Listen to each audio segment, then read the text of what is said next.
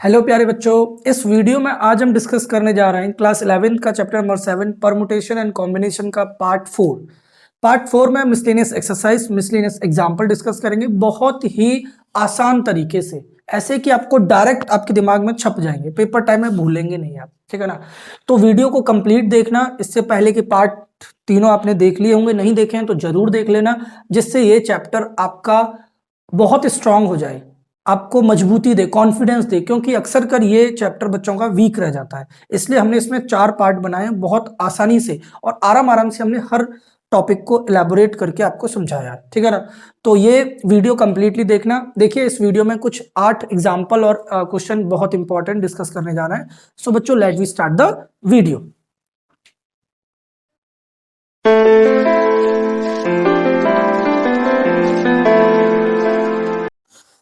देखो बच्चों, अब हम क्वेश्चन करना स्टार्ट करते हैं। सबसे पहले एग्जाम्पल देखते हैं। एग्जाम्पल मिसलेनियस एक्सरसाइज के हैं। हाउ मेनी वर्ड्स विद और without meaning each of 3 vowels and 2 consonants can be formed from the letter of the word involute. पहले देखिए, हम समझाएंगे आपको, लैंग्वेज के साथ पेपर में रिप्रेजेंटेशन खुद से करना है। ठीक है ना। इनवॉल्यूट शब्द आप देख रहे हो, जिसमें कितने लेटर हैं? 1 2 3 4 5 6 7 8 8 लेटर है। तो टोटल लेटर कितने हैं? 8। अब इसमें कितने वॉवल्स हैं? वॉवल्स हैं आई ओ यू ई 4। तो कंसोनेंट्स में कितने हो जाएंगे? 4 कंसोनेंट।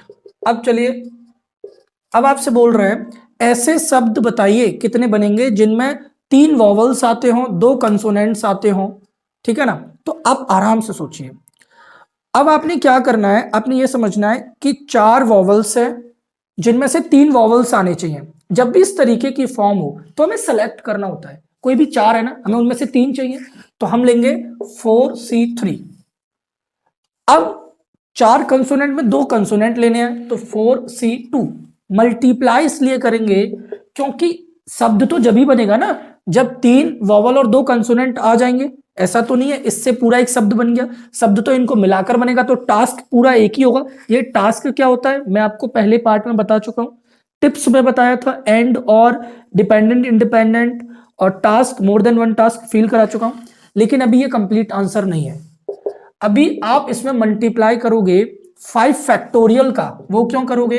क्योंकि जो 3 वॉवल्स आप सेलेक्ट कर रहे हो, 2 कंसोनेंट, जो 5 लेटर आप ले रहे हो, वो आगे पीछे भी तो होंगे। सोचो, वो अपनी पोजीशन भी तो रिसफल करेंगे, इसलिए 5 फैक्टोरियल। इसको सॉल्व कर देना, आंसर आ जाएगा, वो आप खुद करोगे। ये देखो, फाइंड, ये क्वेश्चन जो है एनडीए में पूछा जा चुका है और लगभग 2014-2015 के लगभग पूछा गया है। ठीक है ना। तो ध्यान रखना है। Find the number of words with और without meaning which can be made using all the letter of the word again. Again एक शब्द है जिससे कितने शब्द बन सकते हैं वो हमें बताने हैं। If these words are written as in a dictionary, dictionary में अगर उन सभी शब्दों को लिखा जाए तो what will be the 50th word, 50वां शब्द कौन सा होगा, ये हमें बताना है। आराम से रिलैक्स होकर सोचो। सबसे पहले डिक्शनरी में ए वाले शब्द आते हैं, उसके बाद B C D E F G, फिर जी वाले शब्द आएंगे, एच आई, फिर आई वाले आएंगे, फिर एन वाले आएंगे। ठीक है ना। अगर इस शब्द के मतलब आप समझो, पहले ए वाले शब्द होंगे, फिर जी वाले होंगे डिक्शनरी में। अगर इस शब्द के हिसाब से देखते हैं तो अगर मैं ए को सबसे लेफ्ट में रख देता हूं, मैंने कहा ए से स्टार्ट होने वाले शब्द बताइए, बात समझ रहे हो? ए से स्टार्ट होने वाले शब्द, तो ए सबसे लेफ्ट में मैंने रख दिया, ए रख दिया सबसे लेफ्ट में। तो जब ए मैंने रख दिया तो कितने बचे? 1 2 3 4, ये चारों अपनी पोजीशन को आगे पीछे करेंगे, मतलब 4 फैक्टोरियल। 4 फैक्टोरियल मतलब 4 इंटू 3 इंटू 2, 4 3 12 दूनी 24। तो ए को लेफ्ट में रख कर कितने शब्द बनेंगे डिक्शनरी में? 24 शब्द बनेंगे। इसके बाद जी को मैं फिक्स कर दूं, जी को मैंने लेफ्ट में रख दिया। जब जी को मैं लेफ्ट में रख दूंगा तो 1 2 3 4 4 फैक्टोरियल, लेकिन नीचे 2 फैक्टोरियल आएगा, क्योंकि जी को जब मैं लेफ्ट में रखूंगा तो ए 2 है ना। अब ये 2 का फंडा बुक वाले एग्जांपल से मैंने सिखाया था, परमुटेशन का फॉर्मूला समझाते समय दूसरे पार्ट में पढ़ लेना, आराम से देख लेना। यहां समझो, जब मैं जी को लेफ्ट में प्लेस करूंगा तो ये ए और ये आई, ये एन, ये 4 हो गए तो 4 फैक्टोरियल, क्योंकि ए 2 बार आ रहा है तो 2 फैक्टोरियल। तो 4 फैक्टोरियल 24 था, 24/2 कितना हो गया 12। तो ए से कितने बने थे 24, जी से कितने बनेंगे शब्द 12। ऐसे ही आई से कितने बनेंगे, तो 4 फैक्टोरियल अपॉन 2 फैक्टोरियल 12। अब कितने हो गए 24, 12 36 और 12 48 शब्द बन चुके हैं। 48, हमें 50वां शब्द बताना है। उससे पहले find the number of word, हमें पहले टोटल शब्द बता देते हैं, टोटल शब्द कितने बनेंगे, 50वां बाद में निकालेंगे। अच्छा, जब मैं n को लेफ्ट में रखूंगा तब भी तो 4 फैक्टोरियल अपॉन 2 फैक्टोरियल 12, तो टोटल शब्द कितने बनेंगे 60। तो ये फाइंड वाले का आंसर तो हो गया 60, टोटल 60 शब्द बनेंगे डिक्शनरी में। अब पूछ रहे 50वां शब्द बता दो, ये कैसे आंसर दोगे, समझो ध्यान से। देखो 24 शब्द ये हो गए, 12 ये हो गए 36, 12 ये हो गए 48, 48 शब्द हो गए वहां तक जहां तक आई से बनते हैं।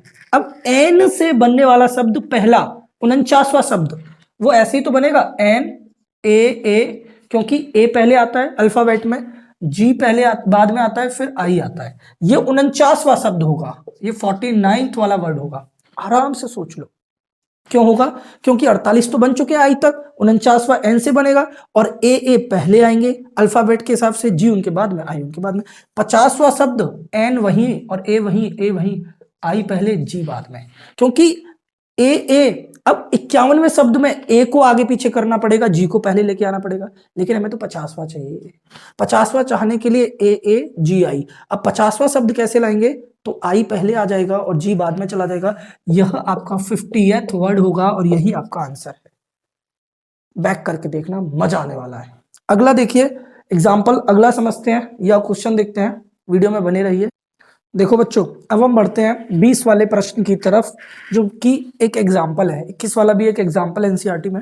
How many numbers greater than 1 और उसके पीछे 50, मतलब 10 लाख से बड़े, जो इन डिजिट्स को मिलाकर बनते हैं, मतलब इन डिजिट से मिलाकर हमें ऐसे कितने नंबर बन सकते हैं जो 10 लाख से बड़े होते हों, वो बताने हैं।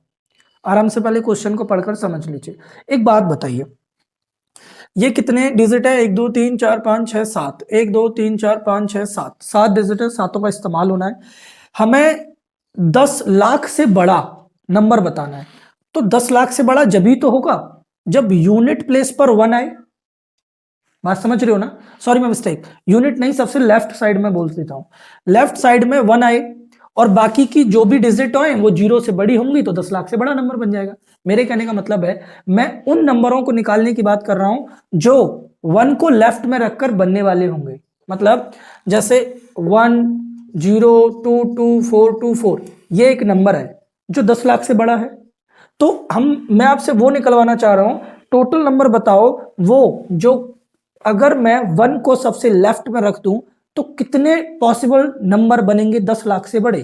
तो 1 को जब मैं लेफ्ट में प्लेस कर दूंगा तो 1 तो प्लेस हो गया लेफ्ट में।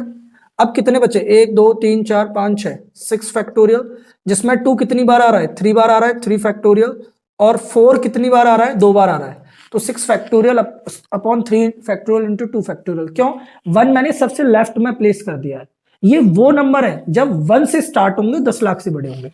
तो इसका आंसर क्या होगा, 6 into 5 into 4 into 3 factorial, 3 factorial 2, 3 से 3, 2 से 2 बार, 6 पंजे 30 दूनी 60।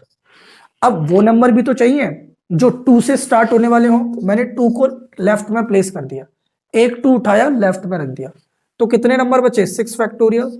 अब 2 एक तो चला गया लेकिन 2 2 तो बचे ना, तो वो 2 फैक्टोरियल, और 4 कितनी बार आ रहा है, 2 फैक्टोरियल। अब देखो 6 into 5 into 4 into 3 into 2 factorial, 2 factorial 2, 2 से 2 कट गया। अब 2 फैक्टोरियल तो 2 ही होता है, तो 2 से काट दिया, 6 पंजे 30 दूनी 60 दिया 180। ठीक है, अब आगे देखो, 4 को लेफ्ट में प्लेस कर दूं, मैंने एक 4 उठाया सबसे लेफ्ट में रख दिया, तो कितने होंगे, 6 फैक्टोरियल। अब 4 जब चला गया तो 4 तो एक ही बच गया, फिर वो तो अपना पोजीशन चेंज कर ले, कोई फर्क नहीं पड़ता। और 2 कितनी बार आ रहा है, 3 बार, तो इसको सॉल्व कर दो, 6 इंटू 5 इंटू 4 इंटू 3 फैक्टोरियल और 3 फैक्टोरियल, 5 चौके 20, 6 पंजे 30 चौके 120, तो 18, इन तीनों को प्लस कर दो 360। ठीक है ना, 360 ऐसे टोटल नंबर बनेंगे जो 10 लाख से बड़े होंगे इन डिजिट्स को मिलाकर। बात क्लियर है, आगे देखिए अगला वाला प्रश्न। जीरो को लेफ्ट में इसलिए नहीं रख सकते क्योंकि 10 लाख से छोटे नंबर बन जाएंगे, वो नहीं चाहिए हमें। In how many ways can 5 girls and 3 boys be seated in a row so that no two boys are together. हमें 5 गर्ल्स 3 बॉयज को इस तरीके से एक पंक्ति में बिठाना है कि 2 बॉयज एक साथ नहीं आने चाहिए। मतलब 2 बॉयज एक साथ नहीं, 2 बॉयज के बीच में गर्ल्स अवश्य होनी चाहिए। देखो ध्यान से, आपको क्या करना है, 5 गर्ल्स हैं और 3 बॉयज हैं। तो जैसे गर्ल्स के लिए मैंने कहा girls G1, G2 girl, G3 girl, G4 और G5 गर्ल्स। अब 2 बॉयज एक साथ नहीं होनी चाहिए, तो हो सकता है बॉय यहां आ जाए B1, ये तो पोजीशन होंगी 1 2 3 4 5 6 पोजीशन, ठीक है ना। अब 6 पोजीशन में बॉयज तो 3 ही है, तो हो सकता है यहां यहां यहां बैठ जाए, हो सकता है यहां यहां यहां बैठ जाए। तो कहने का मतलब है टोटल वेज जो बनेंगे वो इस तरीके से बनेंगे 5 फैक्टोरियल, तो गर्ल्स की पोजीशन के लिए, क्योंकि गर्ल्स अपनी पोजीशन चेंज भी तो कर सकती है आगे पीछे, तो गर्ल्स की पोजीशन 5 गर्ल्स हैं तो 5 फैक्टोरियल इनटू पोजीशन कितनी है टोटल बॉयज के लिए 6, लेकिन बैठना कितनों को है 3 को, और वो तीनों आगे पीछे भी हो सकते हैं, तो इसलिए 6p3।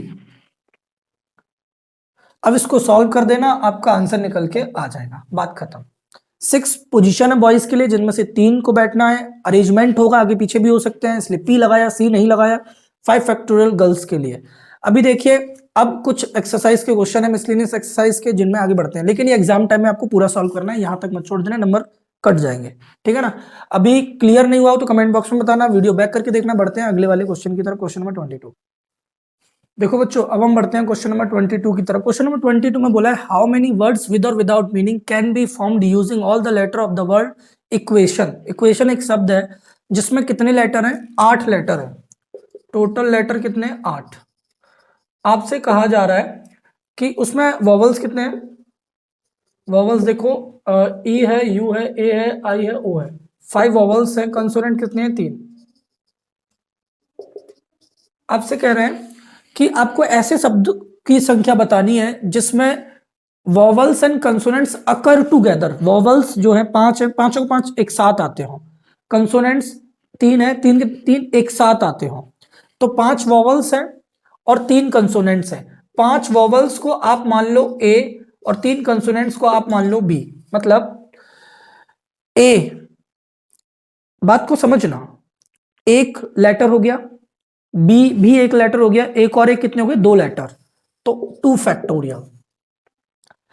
क्योंकि ए पहले आ सकता है, हो सकता है बी पहले आ सकता है, ए और बी आगे पीछे हो सकते हैं, लेकिन इस ए के अंदर भी तो 5 लेटर है जो अपनी पोजीशन को चेंज करेंगे आगे पीछे, इसलिए इनटू 5 फैक्टोरियल।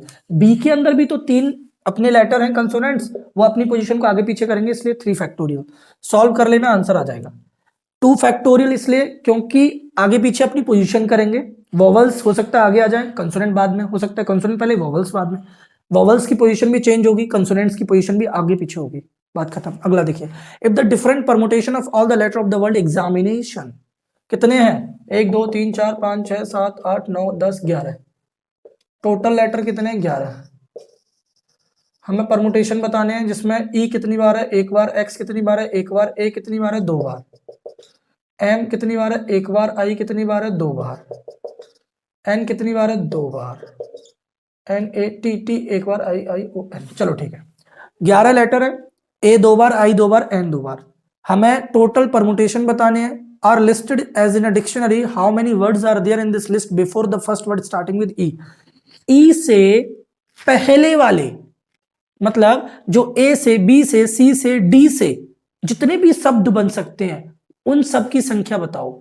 ई से स्टार्ट जो हो रहा है ना, उनसे पहले वाले, तो इसका मतलब इसमें ये तो देख ले एबीसीडी में से कोई है कि नहीं है, तो केवल ए है, ना बी है, ना सी है, ना डी है। मतलब ए से बनने वाले शब्दों की संख्या बतानी है, ई से बनने वाले शब्दों की संख्या नहीं बतानी, ए से बनने वाले शब्द वही तो ई से पहले आएंगे, ठीक है ना। तो ए को अगर मैं लेफ्ट में फिक्स कर दूं, एक ए को मैंने लेफ्ट में फिक्स कर दिया, तो 11 में से एक चला गया, कितने बचे, 10 फैक्टोरियल। जब ए लेफ्ट में चला गया एक, तो अब यहां एक ही ए बचेगा, ठीक है। तो आई कितनी बार आ रहा है? 2 बार। एन कितनी बार आ रहा है? 2 बार। सॉल्व कर देना, आंसर आ गया। ए के लिए मैंने क्यों नहीं लिखा? क्योंकि एक ए तो मैं फिक्स कर चुका हूं, तो एक ही ए तो बचा, उसकी कोई इंपॉर्टेंस नहीं रहेगी। बात खत्म। सॉल्व कर देना, आंसर आ गया। 2 क्वेश्चन और रह गए, उन्हें और समझ लीजिए। देखिए ध्यान से क्वेश्चन नंबर 24 की तरफ। देखिए बच्चों, अब हम बढ़ते हैं क्वेश्चन नंबर 24 की तरफ। क्वेश्चन नंबर 24 में बोला है committee of 7 has to be formed from 9 boys and 4 girls. 7 लोगों की हमें एक कमेटी बनानी है, जो कि 9 बॉयज और 4 गर्ल्स में से सेलेक्ट करके बनानी है। कितने वेज होंगे जिसमें कमेटी में एग्जैक्टली 3 गर्ल्स हों? तो इसका आंसर देखना, एग्जैक्टली 3 गर्ल्स होनी चाहिए, 3 से ज्यादा नहीं, कम नहीं, केवल 3 गर्ल्स। तो 4 गर्ल्स में से आपको 3 गर्ल्स लेनी है, ठीक है। अब 7 लोगों की कमेटी में 3 गर्ल्स आपने ले ली, तो 4 बॉयज लेने पड़ेंगे। कितने में से? 9 में से। तो 9C4 और बीच में मल्टीप्लाई, जब भी तो 7 गर्ल्स की कमेटी बनेगी पूरी एक। समझ रहे हो ना मल्टीप्लाई क्यों किया है? क्योंकि 7 लोगों की कमेटी चाहिए। ये कमेटी थोड़ी नहीं, कमेटी ये है, इसलिए डिपेंड है, मल्टीप्लाई करना पड़ेगा। इसका यही आंसर रहेगा, इसको सॉल्व कर देना, आपको आंसर मिल जाएगा। ये 9C4 है, ठीक है ना, गलती मत करना। ओह, ये क्या है? 9C4, ठीक है ना। अब देखो दूसरे वाले में क्या करना है। ये ए का आंसर हो गया, बी का आंसर में देखो एटलीस्ट 3 गर्ल्स, कम से कम 3 गर्ल्स तो होनी चाहिए। कम से कम 3 गर्ल्स का मतलब 3 गर्ल्स भी हो सकती है, 4 गर्ल्स भी हो सकती है, 5 गर्ल्स नहीं होंगी, क्योंकि टोटल ही 5 गर्ल्स नहीं है, टोटली 4 गर्ल्स है। तो एटलीस्ट 3 गर्ल्स का मतलब है 3 गर्ल्स भी हो सकती है और 4 गर्ल्स भी हो सकती है कमेटी में। कहने का मतलब है जब 3 गर्ल्स होंगी तो 4C3, 3 गर्ल्स हैं तो बॉयज कितने होंगे? 4, 9C4 प्लस एक, ये हो गया 7 लोगों की कमेटी के वेज। अब ऐसा हो सकता है कि 4 गर्ल्स आ जाए तो 4C4, अब 4 गर्ल्स होंगी तो बॉयज कितने होंगे? 3 बॉयज होंगे। सॉल्व कर देना, आंसर सी वाला समझिए। एटमोस्ट 3 गर्ल्स, ज्यादा से ज्यादा 3 गर्ल्स हो, 3 गर्ल्स से ज्यादा नहीं होनी चाहिए। तो एटमोस्ट 3 गर्ल्स का मतलब है ज्यादा से ज्यादा 3 गर्ल्स हो। तो 3 गर्ल्स, 2 गर्ल्स, 1 गर्ल्स, 0 गर्ल्स, ये सब काउंट करने पड़ेंगे। 3 गर्ल्स वाले के लिए 4C3 into 9C4 plus 2 girls वाले के लिए 4C2 इंटू 9C5। जब 2 गर्ल्स होंगी तो 5 बॉयज होंगे। 1 गर्ल्स के लिए 4C1 इंटू 9C6। जब 0 गर्ल्स होंगी तो 4C0 और 9C7। सॉल्व कर देना, आंसर आ जाएगा, ठीक है ना। पेपर टाइम में पूरा सॉल्व करना, ध्यान रखना। ये क्वेश्चन समझिए। It is required to sit 5 man and 4 women. 5 आदमी 4 औरत को बिठाना है एक पंक्ति में। Women occupy the even places. जैसे ये टोटल 9 है ना, तो 1 2 3 4 5 6 7 8 9, तो इवन प्लेसेस पर वुमेन को बिठाना है। Women women women women women even places पर बैठ गए। तो ऑड प्लेसेस पर कौन बैठेंगे? मैन बैठेंगे। मैन कितने हैं? 5। और प्लेसेस कितनी है? 1 2 3 4 5। 5 मैन हैं और 5 ही बैठने के लिए प्लेसेस हैं मैन के लिए। तो 5P5 मल्टीप्लाई, वुमेन की भी 4 प्लेसेस हैं और चारों पर वुमेन को बैठना है, तो 4P4 मल्टीप्लाई ऐसे कर देना, या फिर 5 फैक्टोरियल मल्टीप्लाई 4 फैक्टोरियल कर देना, आपका आंसर आ जाएगा। बात खत्म। इस वीडियो में हमने 8 बहुत इंपॉर्टेंट क्वेश्चन कंप्लीट कर लिए, मिसलेनियस एक्सरसाइज और एग्जाम्पल के। मुश्किल से मुश्किल 20 मिनट होंगी। तो अभी आपने ये 8 क्वेश्चन भी पढ़ लेना, पहले 3 पार्ट देख लेना। मुझे नहीं लगता आपको इन चारों पार्ट को देखने के बाद कोई भी परमुटेशन कॉम्बिनेशन में तकलीफ होगी।